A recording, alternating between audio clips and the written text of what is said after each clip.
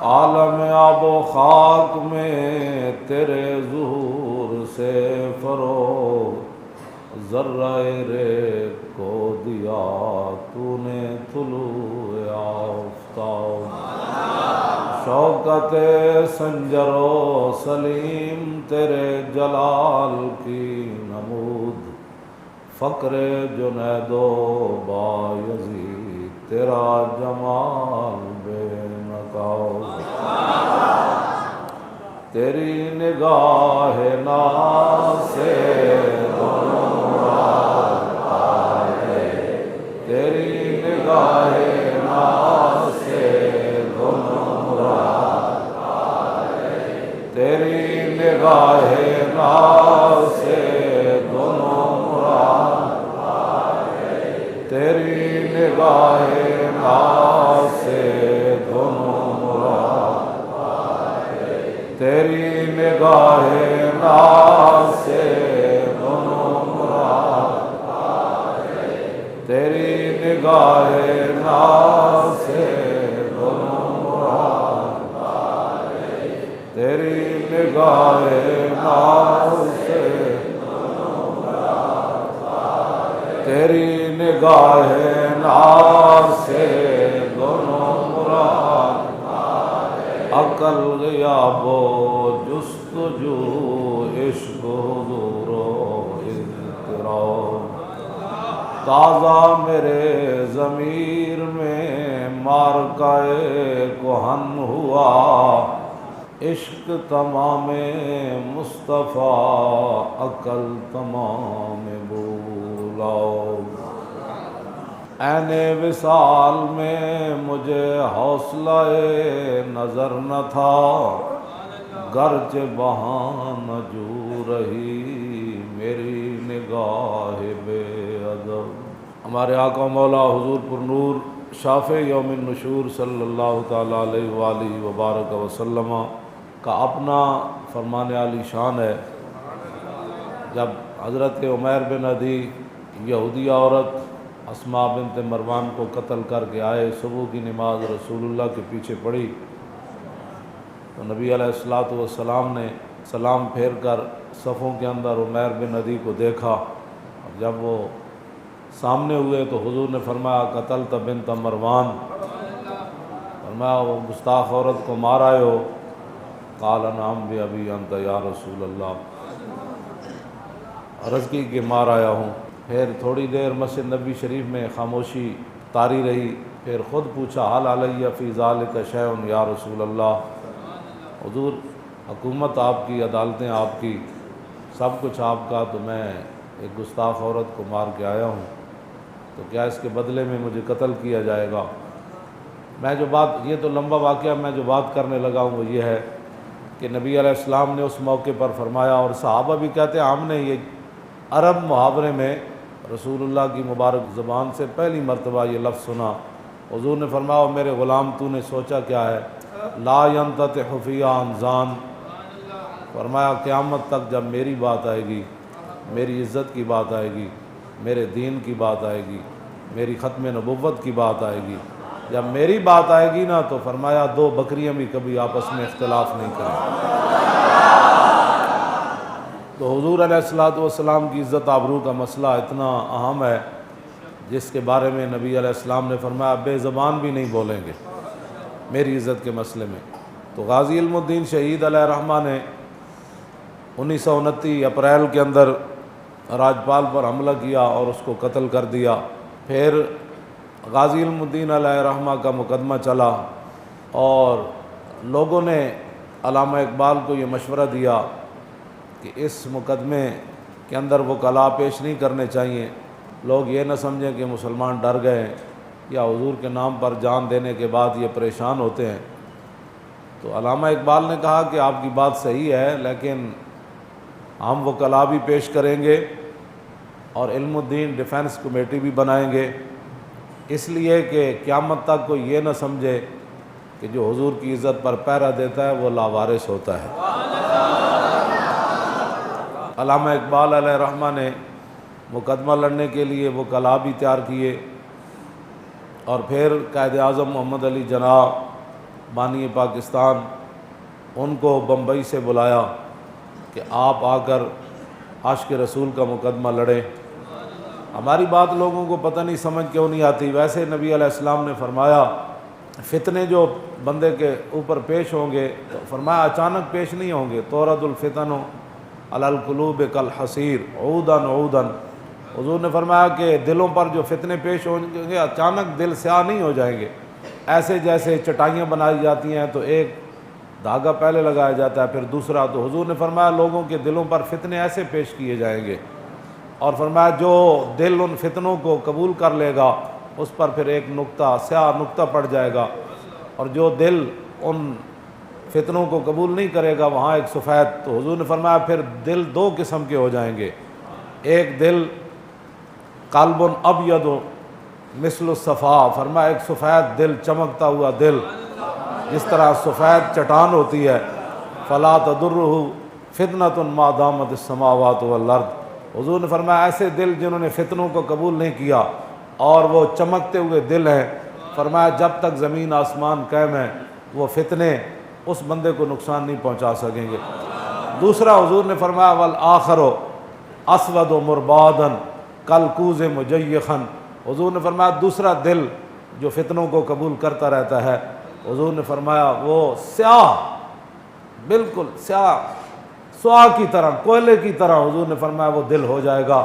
اور اس دل کی مثال کالکوز مجیخا، حضور نے فرمایا ایسا برتن جس کو اوندا کر دیا جائے۔ ہاں جی، حضور نے فرمایا پھر وہ دل ایسا جو ہے وہ کسی چیز لا یعرف معروفا ولا ینکر منکرا الا ما اشرب من ہواہ، حضور نے فرمایا وہ دل جو بالکل سیاہ ہو جائے گا اور اوندے برتن کی طرح ہو جائے گا، نہ اس کو اچھائی کی تمیز رہے گی، نہ حضور نے فرمایا اس کو برائی کی، وہ صرف خواہشات کا بندہ بن جائے گا۔ تو ہماری باتیں لوگوں کو پتہ نہیں سمجھ کیوں نہیں آتی کہ بھائی بات یہ ہے کہ پاکستان کو اچانک نہیں بنا، پاکستان کے لیے لاکھوں قربانیاں ہوئیں، اور قائد اعظم محمد علی جناح جب فلیٹی ہوٹل کے اندر آ کر ٹھہرے، علامہ اقبال کی دعوت پر عاشق رسول کا مقدمہ لڑنے آئے، غازی اسلام غازی علم الدین شہید کا مقدمہ لڑنے آئے، تو جب صبح قائد اعظم محمد علی جناح ہوٹل سے باہر نکلے، علامہ اقبال بھی ساتھ تھے، تو اس دن آدھا پاکستان بن گیا تھا۔ بس اتنی بات ہے، ہماری باتوں لوگوں کو سمجھ نہیں آتی کہ پاکستان اللہ تعالیٰ نے جو ہمیں عطا فرمایا، وہ بانیان پاکستان مصور جو پاکستان تھے، جب وہ عاشق رسول کے ساتھ کھڑے ہو گئے اور انگریزوں کو ناراض کر دیا، گستاخان رسول کو کافروں کو ناراض کیا، تو اللہ رب العالمین نے پھر رحمت فرمائی اور ہمیں پاکستان عطا فرمایا۔ بس اس سے زیادہ کوئی بات نہیں ہے، لوگ ایسی باتیں کرتے رہتے ہیں۔ پھر قائد اعظم محمد علی جناح جو ہے وہ پیش ہو گئے جج کے سامنے، اور جب جج کے سامنے پیش ہوئے، لیکن جب اس نے آئیں بائیں شائیں کی تو قائد اعظم محمد علی جناح نہ جج کی جو ہے وہ اس کی روب اور اس کا دبدبے سے وہ مروب ہوئے، اور نہ انہوں نے کہا کہ میں نے پاکستان بنانا ہے، لوگ مجھے کیا کہیں گے۔ تو آپ نے دو ٹوک جج کو مخاطب کر کے فرمایا ججا تینوں پتہ نہیں حضور دی امت نو حضور نال پیار کتنا ہے۔ یہ بڑی پوری کتاب ہے، یہ تو ایک یعنی غازی علم الدین شہید علیہ رحمہ کے بارے میں تو ایک ورق بنتا ہے، لیکن ان رائے محمد کمال کی عظمتوں کو سلام ہے جنہوں نے کم از کم اس موضوع پر قلم اٹھایا، اور انہوں نے کافی باتیں اس میں لکھ دی ہیں جو ہدایت کا طالب ہوگا اس کو لیے بڑی رہنمائی ہے۔ باقی جو گمراہ ہے اور جو اوندے برتن کی طرح ہے اس کے لیے پورا قرآن بھی اور پوری حدیث بھی، پوری تاریخ اسلام بھی، اور خلفائے راشدین کے جو سارے معاملات ہیں وہ ان کو کبھی بھی سمجھ نہیں آئیں گے۔ تو غازی علم الدین علیہ رحمہ کا مقدمہ چلا، لیکن اس میں جو ایک عجیب بات ہے، غازی علم الدین شہید کے خلاف جن 4 پولیس والوں نے گواہی دی وہ چاروں کے چاروں مسلمان تھے، نام بھی ان کے لکھے ہیں، مجھے ان کے نام پڑھنے کی ضرورت نہیں ہے، لیکن وہ تھے چاروں مسلمان، اور جس نے پرچہ کاٹا وہ بھی مسلمان تھا۔ بہرحال اپنی اپنی قسمت کی بات ہے، کہ قاتل لکھا اس کو۔ بہرحال یہ تو آج ان کے نام و نشان مٹ گئے۔ تو میں نے کہا اقبال یہ کیا بنا ہے؟ کہنے لگا اقبال یہ کس کے عشق کا فیض عام ہے کہ رومی فنا ہوا حبشی کو دوام ہے۔ تو یہ تو اقبال کہتا ہے کہ یہ تو رسول اللہ کے عشق کا کمال ہے نا، کہ حضرت بلال نے ایک محلے پر بھی حکومت نہیں کی لیکن پوری دنیا میں بلال بلال ہو رہی ہے، اور سکندر ذوالقرنین نے پوری دنیا پر حکومت کی، اس کا نام بھی کوئی نہیں جانتا۔ یہ تو حضور کی محبت کا فیضان ہے کہ نہ حافظ نہ قاری نہ مولوی نہ صوفی، اور دیکھ کر بھی قرآن نہیں پڑھا ہوا تھا علم الدین، لیکن آج ساری دنیا گردن کیوں جھکاتی ہے اور غازی علم الدین کو سلام کیوں کرتی ہے؟ اس لیے کہ انہوں نے رسول اللہ کے ساتھ وفا کی۔ اور اقبال قلندر لاہوری کہتا ہے کہ محمد سے وفا تو نے تو ہم تیرے ہیں، یہ جہاں چیز ہے کیا۔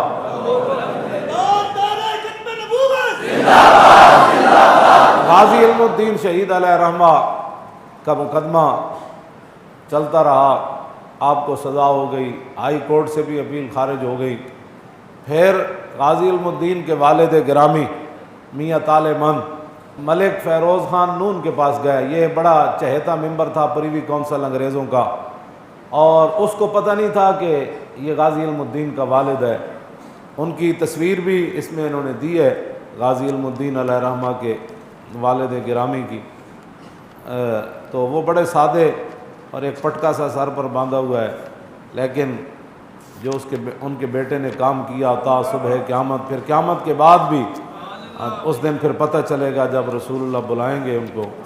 کہ غازی کا والد بھی آ جائے، غازی بھی آ جائے، غازی کا خاندان بھی آ جائے، جنہوں نے ان کو ہاتھ ڈالا جن کی سلطنت میں سورج ان کا غروب نہیں ہوتا تھا، اور تھا وہ رسول اللہ صلی اللہ تعالیٰ علیہ وسلم کے غلام، اور وہ ترخانوں والا کام کرتے تھے نہ، اور کوئی بڑے خاندان کے بھی نہیں تھے، لیکن جو کام کر گئے تا صبح قیامت۔ غازی کو بھی سلام، غازی کی عظمتوں کو بھی سلام، غازی کے خاندان کو بھی سلام، اور غازی صاحب کے جتنے بھی چاہنے والے ہیں ان کو بھی سلام۔ تو غازی علم الدین علیہ رحمہ کے والد گرامی میاں طالع مند علیہ رحمہ وہ گئے اس کے پاس، ملک فیروز خان نون کے پاس گئے، اور اس کو کہا کہ آپ جو ہے نا وہ بڑے چہیتے ممبر ہیں، پریوی کونسل کے انگریزوں کے بڑے چہیتے ہیں، تو آپ مہربانی فرمائیں کہ میرے بیٹے کے لیے سفارش کریں۔ تو اس نے جب سنا نا کہ یہ غازی علم الدین کا والد ہے تو اس نے جوتے بھی نہیں پہنے، اور غازی صاحب کے والد کا ہاتھ پکڑ کر اپنے دفتر سے باہر لے گیا۔ وہ کہنے لگا کہ قبلہ آپ آئندہ میرے جو ہے نا، یہ ہے ان کے والد کی تصویر، یہ تو یہ ہے ان کے والد کی تصویر، غازی علم الدین کے والد گرامی میاں طالع مند نور اللہ مرکزہ کی یہ تصویر ہے۔ نہ کوئی نخرہ، نہ کوئی ٹخرا، نہ کوئی جدت، نہ کوئی اور کپڑے بڑے ہیں جی، ہاں جی، یہ ان کی تصویر ہے۔ اور یہ ملک فیروز خان نون نے جوتے بھی نہیں پہنے، اور غازی علم الدین کے والد کو باہر اپنے دفتر سے لے آیا اور کہا کہ آپ نے آئندہ میرے دفتر میں نہیں آنا، اس لیے کہ انگریز ناراض ہو جائیں گے۔ یہ وہ لوگ تھے جنہوں نے اپنے ایمان بھی بیچے، جنہوں نے اپنے وطن بھی بیچے، جنہوں نے اپنی ملت بھی بیچی۔ اور یہ بعد میں پاکستان کی بدقسمتی یہ کہ بعد میں یہی شخص ملک فیروز خان نون پاکستان کا وزیر اعظم بنا۔ یہ ہماری بدقسمتی ہے، اس سے بڑی بدقسمتی نہیں ہو سکتی، جو غازی کے باپ کی بات بھی نہ سن سکا اور بٹھایا بھی نہیں اور پکڑ کر اپنے دفتر سے باہر لے آیا۔ وہ آدمی جوتیوں کا مستحق تھا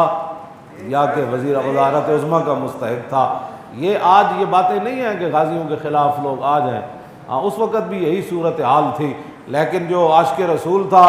علامہ اقبال قلندر لاہوری، وہ پہلی صف میں کھڑے ہو کر جنازہ پڑھ رہا تھا۔ میاں طالع مند علیہ رحمہ آ گئے، اور انہوں نے اس لیے نہیں گئے تھے کہ وہ پریشان تھے، وہ چونکہ فقیر تھے، پردوں میں چھپا ہو تو چشم بینا دیکھ لیتی ہے، اور زمانے کی طبیعت کا تقاضا دیکھ لیتی ہے، اور انوکھی وضع سارے زمانے سے نرالے ہیں، الہی عاشق کون سی بستی کے رہنے والے۔ تو اس واسطے نہیں گئے تھے کہ وہ میرے کا بیٹا بچ جائے، بلکہ وہ قیامت تک امت کو بتانا چاہتے تھے کہ جن کو تم اپنے سروں پر بٹھاتے ہو وہ تو غازی کے والد کی بات بھی نہیں سنتا۔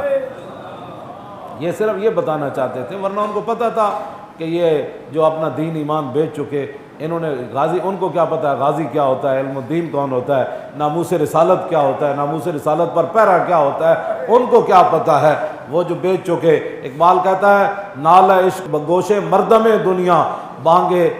مسلمانی اور دیار فرنگست۔ اقبال کہتا دنیا دار بندے دے سامنے عشق رسول دی گل کرنا انجی ہے جویں بندہ یورپ دے ایئرپورٹ تے اتر کے اذان دے دے۔ کہنا انہوں نے کی پتہ ہے اذان کیا ہوتی ہے، اشہد ان لا الہ الا اللہ کیا ہوتا ہے، اللہ اکبر کیا ہوتا ہے، اشہد ان محمد رسول۔ اقبال کہتا ہے دنیا دار بندہ جڑا اپنا ایمان تے دین دنیا سمجھدا ہوئے، ہاں جی، نالا بگوش مردم دنیا، ہاں جی، رونا پلنا تقریراں کرنیاں چلانا، قرآن حدیث پیش کرنی اور تاریخ پیش کرنی، صحابہ دے واقعات پیش کرنے، خود رسول اللہ دے فرامین پیش کرنے اور تاریخ اسلام دے چمک دے ہوئے ہیرے پیش کرنے۔ اقبال کہتا دنیا دار بندے دے سامنے ایک گلہ انجی ہے جویں یورپ وچ اذان دے دیو، انگریزوں کو کیا پتہ ہے اذان کیا ہوتی ہے، کس ٹائم دی جاتی ہے۔ پھر غازی علم الدین شہید علیہ رحمہ کو میاں والی جیل منتقل کر دیا گیا، اور پھر آخری دن جب ملاقاتوں کے رکھے گئے، اور آپ نے یہ شرط لگائی تھی کہ مجھے روتے ہوئے کوئی بھی نہ ملے، لیکن آپ کی امی جان جب داخل ہوئی ملنے کے لیے تو غازی علم الدین، ماں تو پھر ماں ہوتی ہے نا، میرا اپنا یہ وجدان یہ کہتا ہے کہ غازی علم الدین کی ماں اس لیے نہیں روئی تھی کہ جناب وہ کوئی پریشان تھی، بلکہ وہ سوچ رہی تھی میں کہاں، میرا بچہ کہاں۔ ہاں جی، ہاں جی، ہاں جی، اور میں اتنی خوش نصیب کہ اللہ رب العالمین نے میرے بیٹے کو اپنے حبیب کی عزت کے لیے قبول فرما لیا۔ ہاں جی، ہاں جی، یہ تو ایک تاریخ تھی نا کہ جی حضرت ام عامر جدوں صحابہ نے کیا تھوڑے والد بھی شہید ہو گئے، تھوڑے ابا جی بھی شہید ہو گئے، بھائی بھی شہید ہو گئے، بیٹے بھی شہید ہو گئے، تو انہاں کیا اے دسو حضور دا کی حال ہے، سمجھ آئی، میدان احد تے صحابہ نے کیا حضور تو ٹھیک ہے، تو فرمایا کل مصیبت بعدہ جلل، فرمایا اب جب حضور ٹھیک ہیں تو پھر ان رشتوں کے جانے کی کیا حیثیت رہ جاتی ہے۔ جب رسول اللہ کو آئی اور رسول اللہ کو دیکھا اور حضور کا دامن کرم پکڑا تو حضور مجھے پہلے پتہ چل گیا میرے سارے رشتے ختم ہو گئے، لیکن آپ جو موجود ہیں تو یہ اسی ایک وہ سلسلہ تھا کہ غازی علم الدین کی امی جان جو ہے روئی ضرور ہے، لیکن غازی علم الدین نے اپنی امی جان کو تسلی دیتے ہوئے کہا کہ امی تو اس لیے پریشان ہے کہ تو نے میری بارات نہیں دیکھی۔ تو کہا ہاں بات تو ایسے ہے، تو فرمایا میری بارات لاہور سے ایسے اٹھے گی پھر قیامت تک کسی کی بارات نہیں اٹھے گی۔ ہاں جی، ہاں جی، تو غازی علم الدین علیہ رحمہ کہ پھر جنازے میں 6 لاکھ بندے آ گئے، حافظ آ گئے، قاری آ گئے، ہاں جی، حافظ آ گئے، قاری آ گئے، پیر آ گئے، سید آ گئے، بڈھے آ گئے، جوان آ گئے، صوفی آ گئے، کیوں جی، اور سالک آ گئے، مجذوب آ گئے، سارے آ گئے پھر اس کے جنازے میں۔ پھر سید بھی آ گئے، پیر سید جماعت علی شاہ صاحب محدث علی پوری، انہیں پھر غازی علم الدین دے پیروں تو کپڑا لوا کے پیر چومے تے لوگاں کیا حضور اے کہ کیتا، فرمایا متھا تے رسول اللہ چومیا میں پیر ہی چوم سکدا ہوں۔ تو آیا نہ در تے کیوں بد نصیبہ، تو آیا نہ در تے کیوں بد نصیبہ، ہزاراں رنگاں وچ رنگیں دے محمد، کیوں جی۔ پھر غازی علم الدین علیہ رحمہ جیل کے اندر چلے گئے، استاد عشق لہر جو ہے وہ گیا ملنے کے لیے، تو غازی علم الدین کو کہنے لگا، غازی صاحب نے کہا آپ شعر سنائیں، اس نے کہا نہیں پہلے آپ سنائیں، تو آپ نے فرمایا چلیا میں نہیں سنانے، انہوں نے کہا نہیں آپ کو سنانے پڑیں گے۔ پہلے غازی صاحب نے اس کو کہا کہ مرا راز اندر دل نوازست بر ممبر نہ تواں گفت و بردار تواں گفت، انہوں نے کہا استاد عشق لہر میرے سینے میں جو راز ہیں، سمجھ آئی نا، وہ ایویں نہیں بیان ہو سکتے، ہاں جدوں ممبر تے نہیں بیان ہو سکتے نہ تقریریں، ہاں جدوں تختہ دار میں کھڑا ہوا گا نا اس ویلے کوئی پوچھے گا تو میں راز دس دیا، بر ممبر نہ تواں گفت و بردار تواں گفت، فرمایا وہ ممبر پر نہیں کہے جا سکتے، تختہ دار پر وہ راز بیان کیے جا سکتے ہیں، لیکن اس نے بڑی آرزو کی، اس نے کہا کہ دیکھیں میں آپ کو ملنے کے لیے آیا ہوں، دیکھیں میں نے یہ کیا میں نے وہ کیا، اس نبی کا واسطہ کہ جن کے لیے آپ آئے ہیں مجھے کچھ سنا دے تاکہ میں باہر جا کر لوگوں کو کہوں کہ غازی کیا کہتا ہے۔ تو غازی صاحب پڑھے ہوئے نہیں تھے دیکھ کر بھی قرآن، لیکن فرمایا من عاشق سر مستم، من عاشق سر مستم از دار میندیشم، میں جب سر دینے والا عاشق ہوں، من عاشق سرمستم از دار میندیشم، تو پھر مجھے تختہ دار سے کیا خوف ہے؟ جب میں نے سر دینا ہے، خوف تو اس کو ہو کہ جو اقبال کہتا ہے عقل محکم از اساسے چون و چند، عشق اریاں از لباسے چون و چند۔ اقبال کہتا ہے اے تے عقل ویکھ دی نہ کل کی ہونا ہے، پرسوں کی ہونا ہے، پھٹ گولی کیویں لگنی، تکلیف کیویں ہونی، کہتے عقل دیکھتی ہے۔ عاشق تو صرف یہ دیکھتا ہے کہ میرے محبوب کی شان اور عظمت کس کے ہے۔ مومن از عشق است و عشق از مومن است، عشق را ناممکن ما ممکن است۔ اقبال کہتا جتھے عشق اتھے مومن، جتھے مومن اتھے عشق، دنیا جنوں ناممکن سمجھے اے نہیں ہو سکتا، عاشق کر کے وکھاندا انج ہو سکتا کیوں نہیں ہو سکتا۔ اف عقل صفاق است و صفاق تر، پاک تر چالاک تر بے باک تر۔ اقبال کہتا جے عقل ظلم تے اتر آوے، سیشن تو لے کے پریوی کونسل تو لے کے اور جناب انہاں دے سارے انگریزاں دے ساری اودیاں پیلا مسترد کر دیون تے پھر کیا علم الدین رو پیندا؟ نہ او تختہ دار تے کھڑے ہو کے کہندا ہاں جی کوئی اور بھی سزا ہے۔ عقل صفاق استو صفاق تر۔ اقبال کہندا جی عقل ظلم تے اتر آوے تے عشق وڈا دلیر ہو کے دے سامنے آندا۔ عقل صفاق استو صفاق تر، پاک تر چالاک تر بے باک تر۔ اقبال کہندا پھر عقل دے مقابلے عشق جڑا وہ وڈا دلیر بھی ہوندا، او دے انداز بھی انوکھے ہوندے، اور پھر پوری دنیا نو لمحہ بھی پا کے رکھ دیندا، حیران بھی کر کے رکھ دیندا کہ واہ جی واہ انج بھی ہوندا کم۔ کہندا من عاشق سرمستم از دار میندیشم، پروانہ جاں بازم از نار میندیشم۔ کہندا جب میں جان دینے والا پروانہ ہوں تو بھڑکتی ہوئی آگ مجھے کیا نقصان پہنچا سکتی؟ چوں طالب دیدارم از غیار چے دارم، جب میں نے ایک ہی جگہ اپنی نگاہ لگائی ہوئی ہے، جب میں نے کبھی کوئی سوچ کوئی تصور ہی نہ ابھرا تیری تصویر کے بعد، اور ذہن خالی ہی رہا کاسہ سائل کی طرح، کہا کہ جب میں چوں طالب دیدارم، جب میں رسول اللہ کے نظارے کا منتظر ہوں تو پھر چوں طالب دیدارم از غیار چے دارم، پھر کوئی بھی دشمن میرا کیا بگاڑ سکتا ہے؟ کیا کر چوں طالب گلزارم از خار میندیشم، جب میں پھول کی تمنا میں نکلا ہوں گھر سے تو کانٹے اب میرا راستہ کیسے روک سکتے ہیں؟ با دوست چوں مشغولم دشمن چے کند بر من، کہندا جدوں میں اس در تے سر رکھ دیتا تے ہن دشمن میرا کی بگاڑ سکتا؟ با دوست چوں مشغولم دشمن چے کند بر من، چوں گنج بدست آمد از مار میندیشم، جب سارے خزانے پیچھے رہ گئے، جس خزانے کی طلب میں نکلا تھا، جب وہ خزانہ میرے ہاتھ آ گیا تو اب جتنے مرضی کوئی سانپ آ جائے میں ان سے کوئی ڈرنے والا تھوڑا ہو جائے۔ ہاں جی میں تو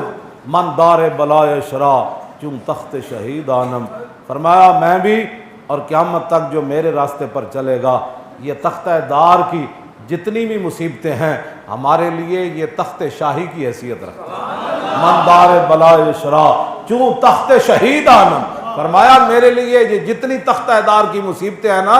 جس طرح بادشاہوں کو تخت پر بیٹھ کر چس نہیں نہ آتی، ہمیں تو اس پر کھڑے ہو کے بڑا لطف تے چس آ جاندی ہے۔ ہاں جی تو کہا کہ من دار بلائے شرا چوں تخت شہید آنم، فرمایا میرے لیے جتنی بھی تختہ دار کی مصیبتیں ہیں، جیلوں کی مصیبتیں ہیں، وہ ایسی ہے جیسے بادشاہ تخت کے لیے مرتے ہیں اور سکون ان کو پھر بھی نہیں ملتا، لیکن مجھے میاں والی جیل کے اندر تو مولا علی آئے اٹھا کر لے گئے۔ یہ بھی کبھی ہوا، فرمایا مولا علی مجھے اٹھا کر لے گئے اور رسول اللہ کے سامنے جا کر پیش کیا، اور حضور نے میری پیشانی چوم کر کہا، فرمایا ہم تجھے چھڑا لائے ہیں، ایک ہے قانون یہ اور دوسرا یہ ہے کہ میرے نام پر قربان ہونا ہے، تو دونوں میں سے کس کا انتخاب کرنا ہے؟ فرمایا ہاں اگر تو میرے نام پر قربان ہوگا تو قیامت تک اگر میری امت کے حکمران مدانت کر جائے، دو نمبریاں کر جائیں، یہود و نصارہ کے سامنے بک جائیں، تو پھر ان کے سامنے تیری صورت ہو کہ اگر یہ کام ہم نہیں کریں گے تو علم الدین جیسے بیٹے بھی ماؤں نے جنم دیے ہیں۔ کیوں جی؟ تو پھر غازی علم الدین نے حضور کی بارگاہ میں عرض کیا کی، مجھے خاک میں ملا کر میری خاک بھی اڑا دے، مٹا ہوں تیرے نام پر مجھے کیا غرض نشاس۔ تو غازی علم الدین نے کہا کہ حضور نہیں میں تو واپس جانا چاہتا ہوں، میں تو واپس جانا چاہتا ہوں، بس اتنی بات ہے۔ اوے ترکھان دا پتر تے ایویں علامہ اقبال او قبر وچ نہیں سی چھال مار کے باہر آیا تے اقبال اتارن واسطے کھڑے ہوئے تے پیر سید دیدار علی شاہ کھڑے ہوئے. کیوں جی جب جنازہ پڑھان لگن شاہ جی این صفا وال نگاہ کرن تے شاہ جی غش کھا کے ڈھے پون. پیر سید دیدار علی شاہ این جدوں ویکھیا این کر کے مجمع وال تے غش کھا کے ڈھے پے. بعد وچ اٹھے تے لوگاں کیا حضور کی ہویا؟ تو فرمایا چپ کرو کی ہویا. آپ نے پھر کہی جان یا رسول اللہ ساری زندگی حدیثاں پڑھائیاں، حضور ساری زندگی قرآن پڑھایا، ساری زندگی عمر حج کیتے، یا رسول اللہ جمعے نمازاں پڑھائیاں، حضور کدی خواب وچ بھی دیدار میں نے کرایا تے اج علم الدین دے جنازے وچ بنفس نفیس تشریف لے آیا. کی محمد سے وفا تو نے. یہ تو گپ نہیں سمجھنی یہ بات. لوگوں نے نہ ماننے کو تو لوگ پھر اللہ رسول کو بھی نہیں مانتے. ہاں جی نہ منوانا ہمارا کام نہیں ہے، نہ ایسے عقل کے اندھوں کے ساتھ ہماری بات ہے. ہماری بات تو ان کے ساتھ ہے کہ سیدنا صدیق اکبر نے ابو جہل نے کیا اینج ہو سکتا کہ بندہ راتوں رات مسجد حرام تو بیت المقدس جاوے، پھر لا مکان جاوے، پھر واپس آوے، پھر کنڈی ہل رہی ہوئے، پانی چل رہے ہوئے، اتنے ٹائم میں ہو سکنا. فرمایا گل کیتی کنے؟ انہوں نے کیا کیتی تے رسول اللہ نے. فرمایا سنو انی لا اصدق بابعد منہ، میرے آقا اس سے بھی بڑی بات کریں تو میں ماننے کے لیے تیار ہوں. بس اتنی بات ہے. جنہوں نے ماننا ہوتا ہے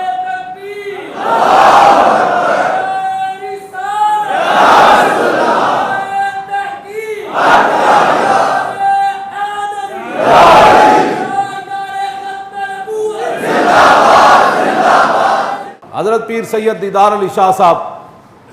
جنہوں نے قبر کے اندر اتارا، علامہ اقبال، سید حبیب شاہ، یہ سارے بڑے بڑے لوگ غازی علم الدین کو قبر کے اندر اتار رہے تھے. مولانا ظفر علی خان قبر تیار کروا رہے تھے، اور پھر جب سب تیار وہ قبر کے اندر اتار چکے، پیر سید دیدار علی شاہ صاحب اعلیٰ حضرت بریلوی کے خلیفہ اتار چکے، باہر تشریف لے آئے. علامہ اقبال اکیلے قبر میں رہ گئے. کہا کہ میں نے علم الدین سے ایک بات کرنی ہے، علم الدین سے میں نے ایک بات کرنی ہے. انہوں نے بند کھولے اور علم الدین پر ایسے جھک گئے. وہ کہنے لگے کہ انگریزوں نے تجھے لاوارثوں کے قبرستان میں دفن کر دیا اور بغیر سلیبوں کے تیرے منہ کے اوپر مٹی ڈال دی، سارا ظلم انہوں نے کیا. پھر آخر میں نے ضمانت دی، تیری وصیت تھی مجھے لاہور میانی صاحب میں دفنایا جائے، میں نے تیری وصیت کے مطابق انگریزوں کو شخصی ضمانت دی، انگریز گورنر کو. ایک بات، اس سے بڑا کوئی انتہا پسند ہو سکتا ہے؟ اس سے بڑا کوئی متشدد ہو سکتا ہے؟ جی پورے انگریزوں کو کہا کہ اگر مسلم ہندو فساد ہو جائے لاہور میں تو اس کے بدلے میں اقبال کو قتل کر دیا جائے، لیکن عاشق رسول کا جنازہ لاہور میں آنے دیا جائے. تو ایسے بند کھول کے اقبال جھکا اور کہنے لگا کہ میں نے تیری وصیت پوری کر دی اور تو عاشق رسول ہے، میں نے تیرا مقدمہ بھی قائد اعظم سے لڑایا، پھر میں نے علم الدین ڈیفنس کمیٹی بھی بنائی. یہ تیرے اوپر احسان نہیں تھا جن کے تو کام کیا تھا، میں نے کام انہی کے لیے کیا، لیکن چونکہ سبب تو ہی بنا تو اب میری بھی ایک آرزو ہے کہ جب رسول اللہ تشریف لائیں تو میرا سلام ضرور پیش کرنا. فقیرم ہرچ خواہم مست خواہم، ایک فقیر راہ نشین. اقبال اپنے آپ کو کہتا ہے نا، کہتا ہے میں مدینہ پاک جانے والے رستے پر بیٹھنے والا ایک فقیر ہوں. تو جا کر عرض کرنا حضور ایک فقیر راہ نشین جو آپ کے دربار پر حاضر بھی نہیں ہوا شرمندگی سے، اور قیامت والے دن بھی آپ کے سامنے نہیں جانا چاہتا. حضور وہ فقیر آپ کو سلام پیش کر رہا تھا. باہر آ کر پھر شاہ جی کا ہاتھ پکڑ کر اقبال نے، شاہ جی کا ہاتھ پکڑ کر پیر سید جماعت علی شاہ صاحب کا ہاتھ پکڑ کر اور ایسے کہا کہ شاہ جی اسی تے گلاں ہی کرتے رہ گئے، ترکھان دا پتر بازی لے گئے. یعنی وہ منظر دیکھ کر آیا تھا. جام مثال دا پین والے عاشق مست جمال ہو روندے، در منگ ملنگ بے ننگ شودے، صاحب درد تے حال ہو روندے، ٹکڑے منگ تے شور بے پین والے، غرقال مکال ہو روندے، سینہ ڈان والے وچ جنگ عالم، شیر صفت قتال ہو روندے.